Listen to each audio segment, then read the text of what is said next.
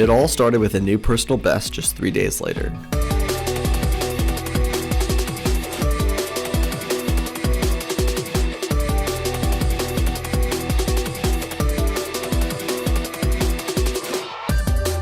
The new PB by 26 seconds was already amazing, but Azure wasn't even done here, because a new minute barrier was fast approaching.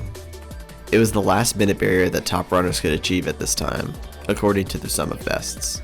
34 minutes.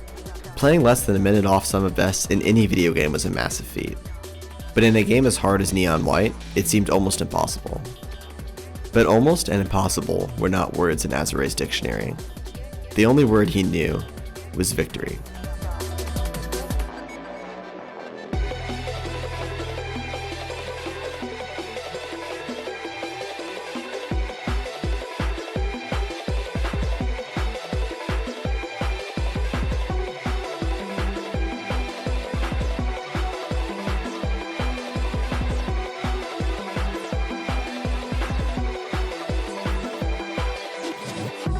Azure had just beaten the world record 3 times in 1 week, and in the process he lowered his personal bests by nearly a full minute.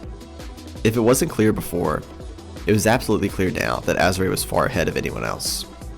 Or was he? Speedrunning is a funny thing. A lot of the time, somebody will stay on top for a very long time without being challenged. When this happens, it becomes really easy to build mythic narratives around whoever the dominant runner is at the time. Azure had been on top for so long at this point, it was easy to see him as, for lack of a better term, the main character of the Neon White speedrunning scene. But it's easy to do this to an unhealthy extent and forget that, at the end of the day, these are real people with real lives. And Azure was no main character. He was just a man, putting in the time and practice that was necessary to become the best in the world. But anyone could surpass him still. All it would take was even more practice. Humps was a runner who had kind of come out of nowhere. His first stream was on July 7th, 2022, and he only had 24 followers even after his world record. But Humps was putting in the time and the practice that it took to become the best. Between July 7th and July 10th, he streamed 8 times. This manic stream schedule continued into July 12th, where he finally achieved his world record run. It was only by less than a second, but it was enough. Dude! That was so close! Azure had been dethroned for the first time in 2 weeks. The question was, how would he respond? Well, he could just beat the record again by 35 seconds.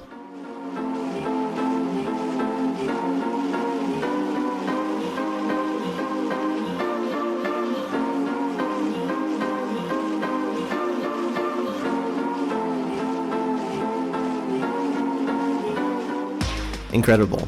I feel like a broken record at this point, but Azure was just that good. One useful tool Azure utilized was an advanced strat for the level Ascent in Benediction. I'll just let the strat speak for itself.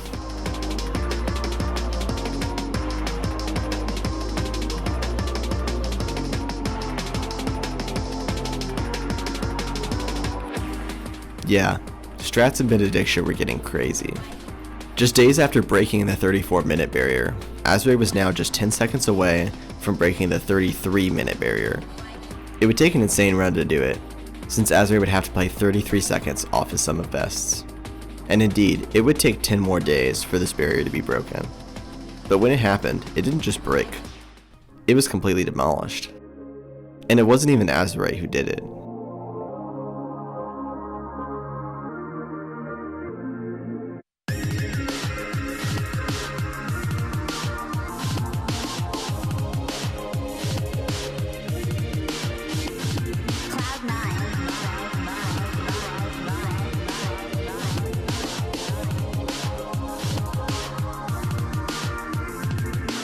For the first time in Neon White speedrunning history, 2 players had traded the world record multiple times in a row, and both of these cuts had pushed the record down by nearly 1.5 minutes. By now it was clear that Humps was a grinder. His streams were far more dedicated to practice than any other runner before him, and he would often spend hours performing ILs of various levels just to make sure he could pull off the strats in world record pace speedruns. It was a huge asset to his gameplay, as rigorous practice on individual levels was both the best way to learn extremely difficult strats and to improve your consistency. His hours and hours of practice meant that he was able to match Azure's mastery over the game's mechanics, and even surpassed it in many places. He also started going for some risky strats that had been done in ILs but never in full game runs, such as intentional deaths in both Clock Tower and Absolution boss fights that skip part of Green's death animation, precise Purify shots and bomb throws in Bouquet that allowed him to go around the outside of buildings, an earlier wall climb along the outer walls in Swing, and early hits on Green's crystals with Godspeed and Dominion shots in Absolution. Humps was certainly skilled, but Azure refused to stay down for long.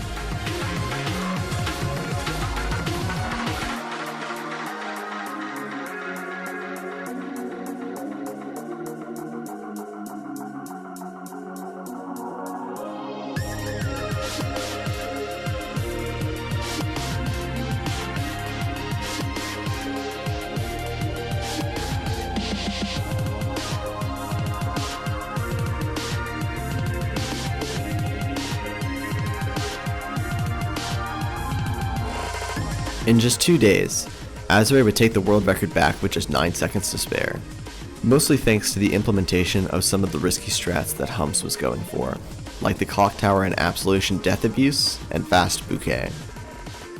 It wasn't a massive cut to the record like his last few had been, but it was enough to close the gap. However, this world record is bittersweet to look back on, as it would be Azure's last world record in White's Heaven Rush. With Azure gone, it was time for Humps to take the spotlight.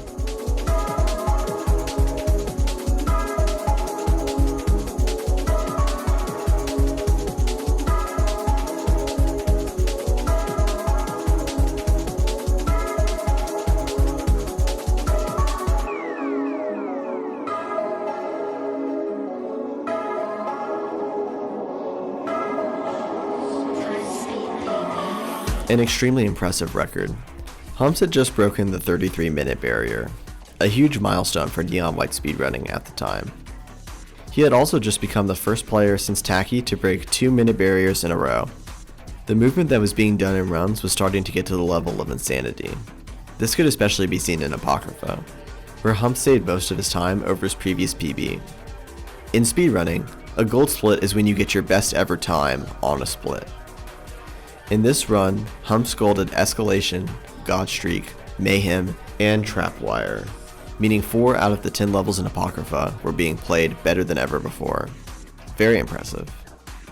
In the past, with Azure hot on his tail, Humps' records had been beaten incredibly quickly, in just 1 to 2 days. Now, with Azure gone, Humps' 32-23 would be his longest standing record at the time, lasting for over a week. But Humps wouldn't stay uncontested for long. It was time for a new hero to rise up to the challenge. Introducing Bladen.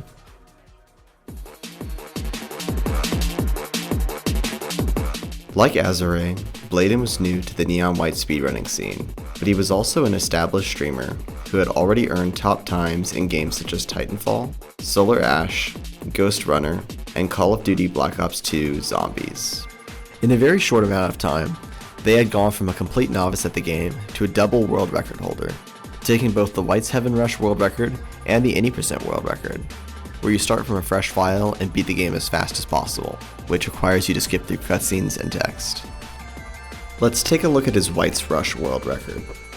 Bladen spent all of early game scrapping together bits and pieces of time save, barely staying even with his own PB of 33:21, nearly a minute slower than the world record.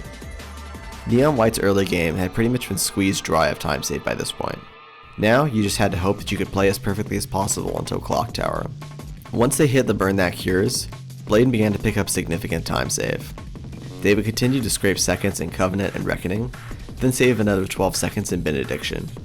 They'd have saved more if not for an unfortunate mistaken streak, which even at this point was still one of the game's hardest levels, but they made most of it back with a beautiful fast mirror.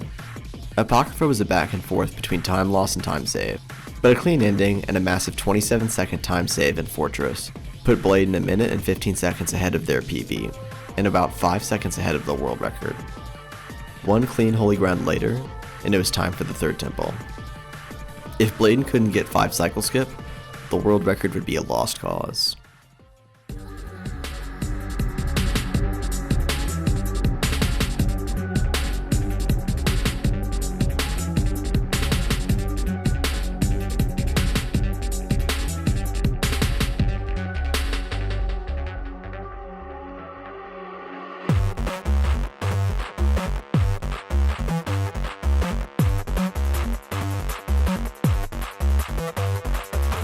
They got it, and were now 8 seconds ahead of the world record. It would be theirs as long as they could get through 1,000-pound butterfly with no major damage.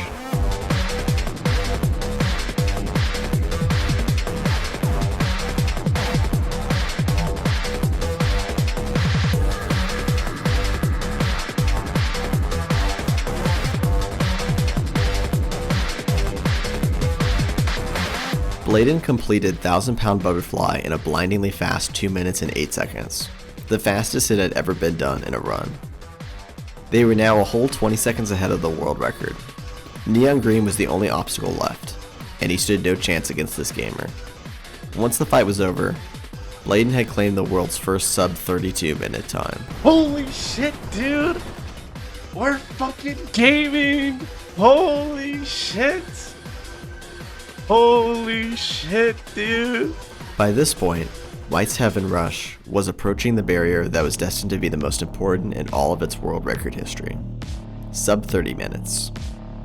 A time of less than 30 minutes had been known to be theoretically possible ever since the game's launch, but the execution required to pull it off would be astronomical.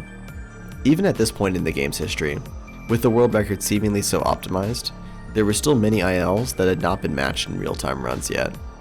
After all, there was a big difference between playing perfectly for 10 seconds and playing perfectly for over half an hour. But if every current IL record at this point was matched in a real-time run, the time would be 28 minutes and 42 seconds. Considering the fact that top runners already played less than a minute off their sum of bests, this combined sum of ILs left enough margin for error to make a sub 30, or as some people like to call it, 2x, theoretically possible. Of course, it would be too soon to be thinking so far into the future. Right now, the thing that runners needed to focus on was beating the world record. And that was proving to be a difficult task, as Bladen's world record would be the longest the game had ever seen.